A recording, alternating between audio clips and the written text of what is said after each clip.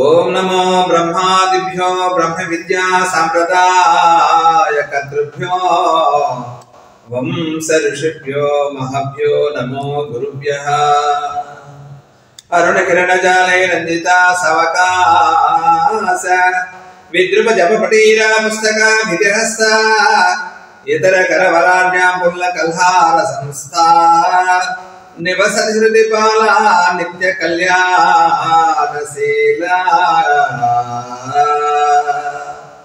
పలికిడది భాగవతమట పలికింతు విముండు రామ భద్రుండట నే పలికిన పవహరమగునట పలికద వేరుండుగా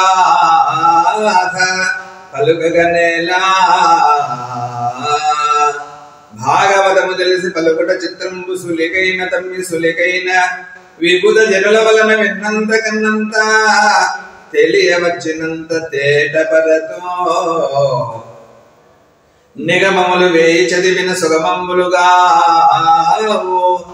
ముక్తి సుభగత్వంబు సుగమంబు భాగవతమును నిగమంబు పఠింప ముక్తి నివసనము పోతా.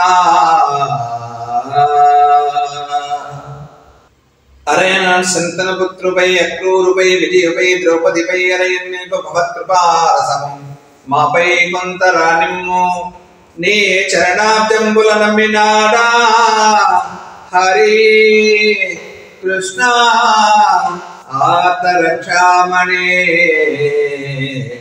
ఆగా.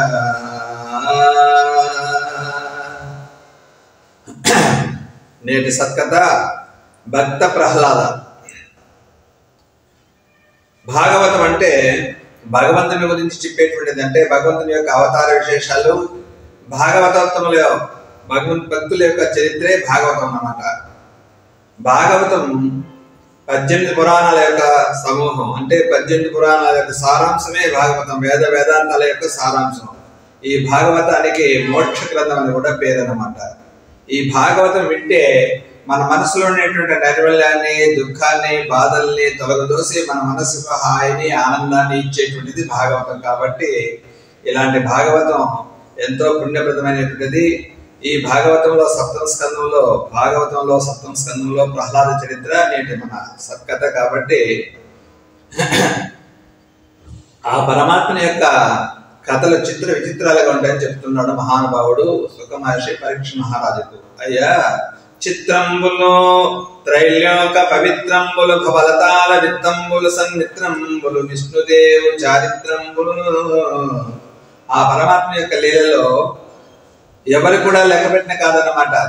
ఎంతో చిత్ర విచిత్రాలుగా ఉంటాయి ఆ మహానుభావుని యొక్క లీలలు, అవతార విశేషాలు, భగవద్భక్తులను ఖండించినటువంటిది, దుర్మార్గులు శిక్షణ చేసినటువంటిది. ఇటువంటి ఆ పరమాత్మ కథలు వింటూ ఉంటే చెవులకు ఆభరణాలు పెట్టుకుంటే ఎంత శోభాయమానంగా ఉంటుందో, ఆ విధంగా పరమాత్మ కథలు అనేటువంటివి, పరమాత్మ యొక్క అవతార విశేషాలు చెవులో పడితే అనేక జన్మల్లో చేస్తున్న పాప పంకిలం అంతా కూడా భస్మీపటం అవుతుందన్నమాట.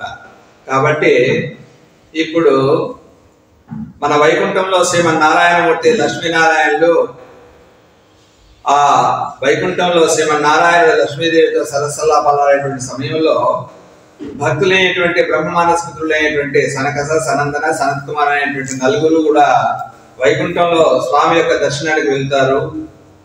వెళ్ళేటువంటి క్రమంలో అప్పుడు ఆ ద్వారపాలకులు జైవిజులు అనేటువంటి వాళ్ళు వాళ్ళని అడ్డగిస్తారు. అయ్యా, ఇప్పుడు సమయం కాదు పరమాత్మ యొక్క దర్శనానికి, వాళ్ళు ఏకాంతంగా ఉంటారు కాబట్టి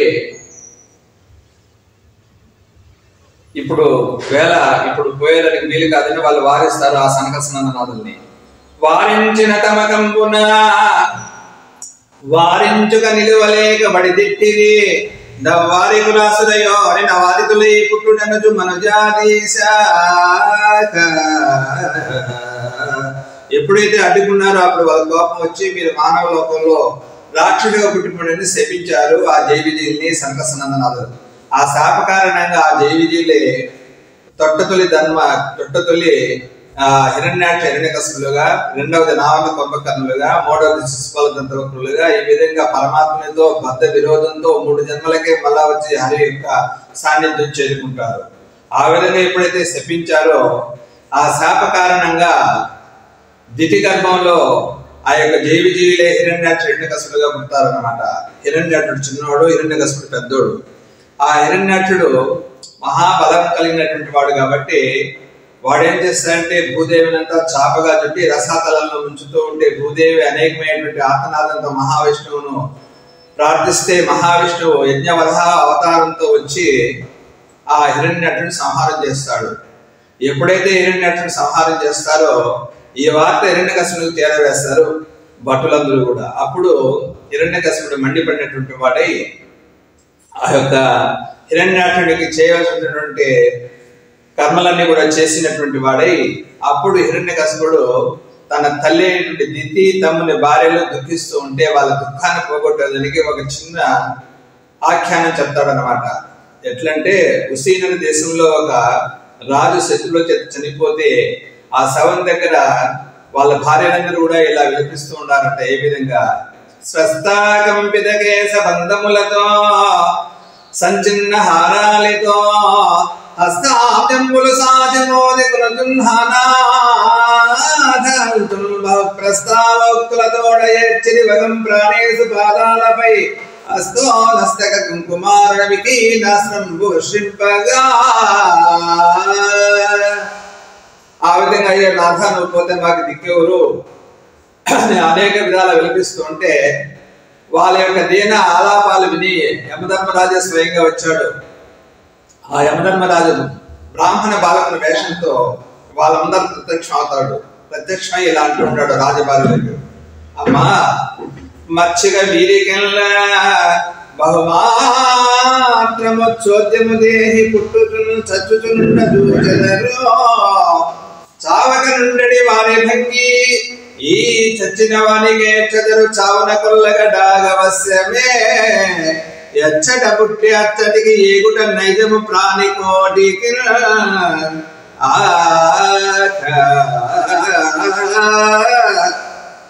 కాబట్టి ఇందులో వింత ఏందమ్మా, పుట్టినటువంటి ప్రాణి ప్రతి ఒక్కటి గిట్టాల్సిందే. కాలం తీరిపోతే ఎంత బలవంతుడైనా ఎంత గుణవంతుడైనా ఎంత ఐశ్వర్యవంతుడైనా ఎటువంటి వాడైనా కాలం తీరిపోతే వెళ్ళిపోవాల్సిందే కదా. ఇందులో కొత్తగా వింతగా ఏమి లేదు కదా.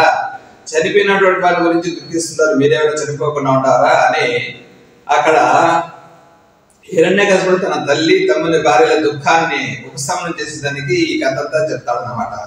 అటు తర్వాత హిరణ్యకశిపుడు ఆ హరి మీద విరోధం పెంచుకున్నాడు. ఎందువల్ల తన తమ్ముని చెప్పాడు కదా స్వామి వరాహ అవతారంతో. కాబట్టి అటువంటి శ్రీమన్నారాయణ మీద పగ పెంచుకొని ఏ విధంగానైనా నా తమ్ముని యొక్క రుణం తీర్చుకోవాలా, ఆ హరిని పట్టుకోవాలా, వారిని యుద్ధంలో గెలిచి ఆ విధంగా హరి మీద నేను పగ తీర్చుకోవాలనే ఉద్దేశంతో బయలుదేరతాడు. వీరి బలం చాలదు కాబట్టి గురువుని ఆశ్రయిస్తే గురువు చెప్పాడు నీ బలం చాలదయా హరిని ఎదుర్కోవాలంటే.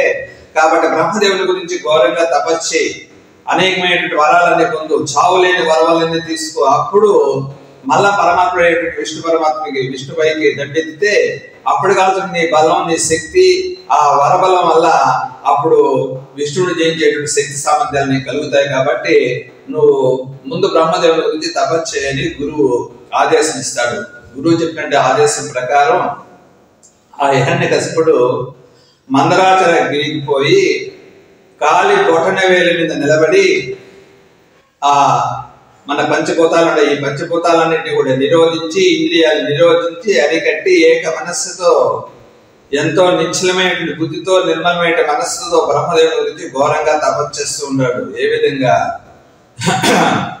ఎంతో ఘోరంగా ఎంతో ఏకాగ్రతతో తపస్సు చేస్తూ ఉంటే ఆ తపస్సుకు మెచ్చుకున్నటువంటి వాడే బ్రహ్మదేవుడు ప్రత్యక్షమై అంటూ ఉన్నాడు హిరణ్యకశిపునితో, ఓసురారి కులేంద్రుని క్రియ ఉగ్రమైన తపంబు చేసి చూపిన వారు లేరిక చేయవారును లేరు. నేటి సమాధికి మిచ్చి తిన్మిను నీ అభీష్టములిత్తు ఆయాసమేటికి లిమ్ములిమ్ము మహాత్మ కోరుము కోరికల్. ఆ విధంగా నీ విధంగా తపస్సు చేసినటువంటి వాళ్ళు పూర్వపూర్వ యుగంలోనూ లేరు, ఇక రాబోయేటువంటి యుగంలో కూడా ఈ విధంగా ఘోరంగా నిర్మలంగా నిశ్చలంగా ఇటువంటి తపస్సు చేసిన వాళ్ళు లేరయ్యా అని ఆయన తపస్సును మెచ్చుకున్నటువంటి వాడై నీకు కావలసినటువంటి వరాలన్నీ కూడా ఇస్తాను, తప్పకుండా కోరుకొని అంటూ ఉన్నాడు బ్రహ్మదేవుడు. సరే, అప్పుడు ఆ యొక్క హిరణ్యకశిపుడు కోరుకుంటున్నాడు వరాలు. ఏ విధంగా? గాలిం కుంభిని అగ్ని నంబూల ఆకాశస్థల్ దిక్కుల రేణగస్రముల తమ ప్రబల భూరిగ్రాహ రక్షో మృగవ్యాలాదిత్య నరాదించు కలహవ్యాప్తిన సమస్తాస్య సస్సాలిన్ మృత్యులేని జీవనము లోకాధీశ ఇప్పింపవే. ఈ విధంగా అన్నిటిల్లో అంటే పంచభూతాలు కానీ, గాలి వల్ల కానీ, నీటి వల్ల కానీ, దేని వల్ల మాకు చావు లేకుండా పైన కానీ, కింద కానీ, నోళ్ళ చేత కానీ, ఎటువంటి అసుకస్సుల చేత కానీ, మృగాల చేత కానీ, దేవ యక్ష కిన్నర గడు గంధర్వ నాగ విద్యార్థుల వల్ల ఎవరి వల్ల చావు లేనటువంటి వరమయ్య అని కోరుకున్నాడు. సరే అని వారి తపస్సు మెచ్చి ఆ బ్రహ్మదేవుడు ఇటువంటి వరాలని ఇచ్చి, దితిపుత్రుండు జగత్తైక విపుడై దేవేంద్ర సింహాసనోతతుడైయుండా హరాచ్యుత అంబుజ బహుల్ దప్పంగ భీతిం సమాగతులై కాంటలిచ్చి కొలుతూ అతని నానా ప్రకారములా. ఆ విధంగా వరాలు తీసుకున్నటువంటి వాడై ఎప్పుడైతే వరాలు తీసుకున్నాడో అదే సమయంలోనే ఆ హిరణ్యకశిపుడు తపస్సుకు వెళ్ళినప్పుడు దేవేంద్రుడు ఆ యొక్క హిరణ్యకశిపుని యొక్క భార్య లీలావతిని చెరబడతాడు. చెరబెట్టి తీసుకెళ్తూ ఉంటే మార్గ మధ్యంలో నారద మహర్షి అడ్డుపడి, అయ్యా నీకు ఇది భావ్యం కాదు, ఇది ధర్మం కాదు, ఆమెను విడిచిపెట్టంటే అప్పుడు ఆమె గర్భంలో ఉండేటువంటి శిశువు మహాభాగవతోత్తముడు, విష్ణాంశ కలిగినటువంటి వాడు. అటువంటి భాగవతోత్తముడు అటువంటి ఆమె గర్భంలో పుడతాడు కాబట్టి ఈమెను వదిలిపెట్టంటే దేవర్షి మాటను మన్నించి దేవేంద్రుడు వెళ్ళిపోతాడు. ఆ నారద మహర్షి ఆ లీలావతిని తన ఆశ్రమంలోనే పెట్టుకొని విష్ణు కథలన్నీ చెప్తూ ఉన్నాడు ఆయనకు. ఆ విధంగా చెప్తూ ఉంటే ఆమె గర్భవతి కాబట్టి మైమర్చి నిద్రపోతే కూడా ఆమె గర్భంలో ఉండేటువంటి ప్రహ్లాద బాలుడు కొడుతూ ఉన్నాడు. అంటే మాతృ గర్భంలోనే పరమాత్మ యొక్క అవతార విశేషాలు, పరమాత్మ యొక్క విష్ణు సాహిత్యం ఏ విధంగా కలగాల, ఏ విధంగా పొందాలని అన్ని కూడా ఆమూలాగ్రంగా గ్రహించినటువంటి మహనీయుడు కాబట్టి అటు తర్వాత ఆయన ఎప్పుడైతే తపస్సు పండి ఇంటికి వచ్చాడో అప్పుడు నారద మహర్షి కూడా తన ఆ యొక్క అంటే హిరణ్యకశిపుని యొక్క భార్య అయినటువంటి లీలావతిని నారద మహర్షి తీసుకొని వచ్చి ఆ హిరణ్యకశిపునికి అప్పచెప్తాడు. అటు తర్వాత ఆ యమ్మ మంచి శుభలగ్నంలో గ్రహాలన్నీ ఉచ్చ స్థానంలో ఉండేటువంటి సమయంలో ప్రహ్లాద కుమారునికి జన్మిస్తుంది. అటువంటి వాడే ఆ ప్రహ్లాదుడు అంటే చెప్తున్నాడు మహానుభావుడు ఇక్కడ. తనయంలో అఖిల భూతములను నొకమంగి సంహిత తత్వంబు జరుపువాడు పెద్దల పడగన్న మృత్యుని కైవడి చేరి నమస్కృతం సేవాడు కన్నుదోయి కన్య కాంతలండంబైన మాతృభావన చేసి మరలువాడు లీల ఎందులు బొంకులు లేనివాడు లలిత మర్యాదుడైన ప్రహ్లాదుడ దేవా. ఎలాంటి వాడు అంటే అటువంటి వాడు అంటే అన్ని జీవరాశుల్లో కూడా పరమాత్మ చూసేటువంటి వాడు. నిత్యం గాలి పీల్చినా గాలి వదిలినా పరమాత్మ యొక్క ధ్యానమే, నిరంతరం ఆ పరమాత్మ యొక్క నామాన్ని స్మరించేటువంటి వాడు. ఈ విధంగా ఎప్పుడు కూడా ఆ విధంగా పరమాత్మని ధ్యానంలో ఆ పరమాత్మని ధ్యానంలోనే విలీనమై ఎప్పుడు కూడా తన్మయత్వంతో ఆ భగవంతుని యొక్క పాద పద్మాలను అంటి పెట్టుకొని ఉంటుందంట ఆయన మనస్సు. ఏ విధంగా అంటే చెప్తున్నాడు ఇక మహానుభావుడు.